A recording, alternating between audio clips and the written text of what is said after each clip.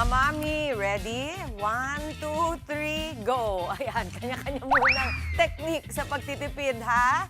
Dahil nananatiling mataas ang presyo ng bilihin. Ako, price check muna tayo sa Dagonoy Public Market sa San Andres, Bukid, Manila. Nandoon si Laila Pangilinan. Laila, may good news ka ba for me today para sa ating mga mami na nakikinig? Good morning! O sige, meron namang good news kahit papano. Good morning, Mami Chiki. Kahit papano, meron nga tayong good news. Pero unahin muna natin yung mga presyuhang nananatili pa ring mataas. Sa dulo natin ipapasok yung good news. So hindi ba? Grabe, gising na ang St. Andrews Field. Good morning! Pero yung sagot nila, good morning, gano'n. Kasi nga naman, sino ba naman ang hindi sasama ang loob? Yung presyo ng gulay, alam nyo ba, higit kalahati yung tinaas per kilo. Pag di ko pa naman talaga mabuang at hindi ko na alam kung paano talaga titipid, di ba? Yung mga sangkap, mga sahog, di ba? O, mataas ang presyo ng gulay, Mami Chiki, dahil, ayan ha, ang ilan sa mga dahilan, syempre, pinsala ng mga nagdaan nating pag-ulan at bagyo. Nahihirapan din ang mga biyahero dahil bukod sa nasalanta o nasira yung mga pananim, nasira din yung kalsada. Nako, good morning, Sec Vince! Diba? At syempre, habang binabiyahe, yung ibang gulay, medyo ang pangit na nga ng kalidad, doon na rin nabubulok minsan habang binabiyahe. So yun yung dahilan kung bakit higit sa kalahati ang itinaas sa presyuhan kada kilo ng ating mga gulay. Ang manok. Naku, hindi tayo makakapag-sopas. Parang hindi tayo masyado makakapag-fried chicken. Hindi maligaya mga bata ngayon. Bakit? Kasi nga ang presyo ng manok ay mataas din. Unang-una, syempre, mahal ang bilihin ng ating mga patuka. O, lalo na yung mais, mataas daw ang presyo niyan. At yung ibang mga maliliit na may-ari ng mga poultry, hindi na raw sila nag-aalaga ng maraming manok ngayon kasi nga natatakot sila na baka naman sila yung malugi. So, ilan lang yan sa mga dahilan kung bakit mataas ang presyuhan ng manok. O eto na, sa mga gusto pa rin mag-fried chicken, medyo 10 pesos ang itinaas sa presyo ng manok kada kilo. Sa wings, dati yan 220 pesos per kilo, ngayon 230 pesos yan kada kilo. Sa mga mahilig sa drumstick, 230 pesos yan kada kilo mula sa dating 220 pesos kada kilo. Sa mga bibili naman ng buong manok, nagsisimula yan sa 220 pesos kada kilo, dati 210 pesos yan per kilo. Yung mga mahilig sa leeg, yan, yung pang-sopas, o di ba, pampalasa ng inyong mga sabaw o para sa mga broth ninyo, di ba, na ipapangpapansit canton. 170 pesos yan kada kilo, ngayon, noon, 160 pesos yan kada kilo. Sa mga mahilig naman sa paa o yung Adidas, brand pala yun. Sorry na, yun yung tawag kasi natin, di ba?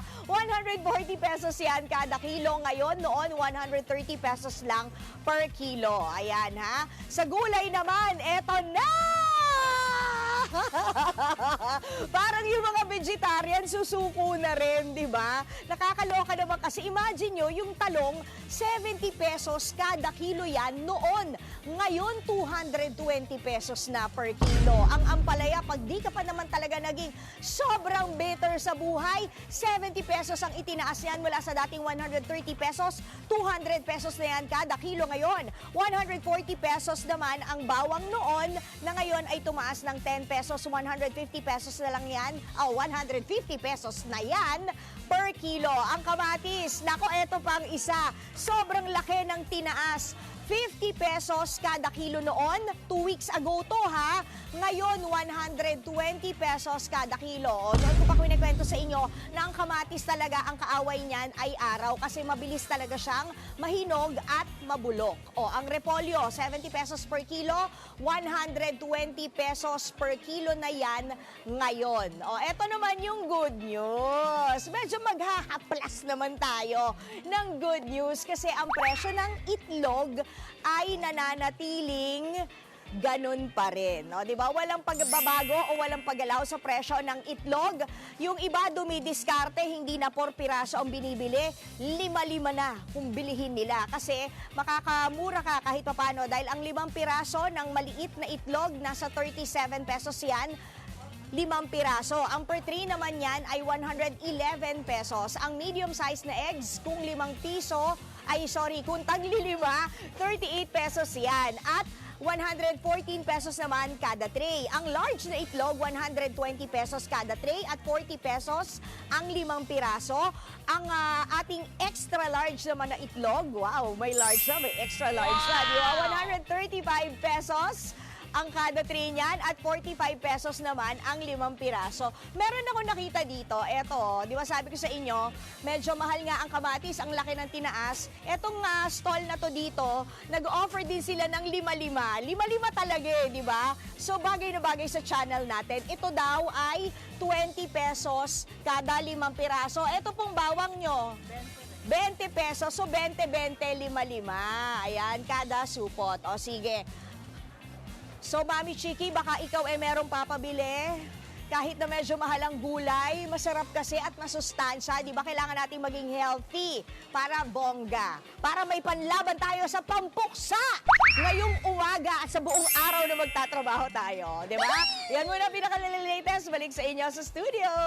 Alam mo, tama yan, Laila. Kailangan mag-stock up na ng itlog habang hindi tumataas ang presyo. Pero yung inyong talo, torta, wag muna tortang talong this week. Magpalipas muna kayo. Record-breaking ang pagtaas ng presyo ng talong.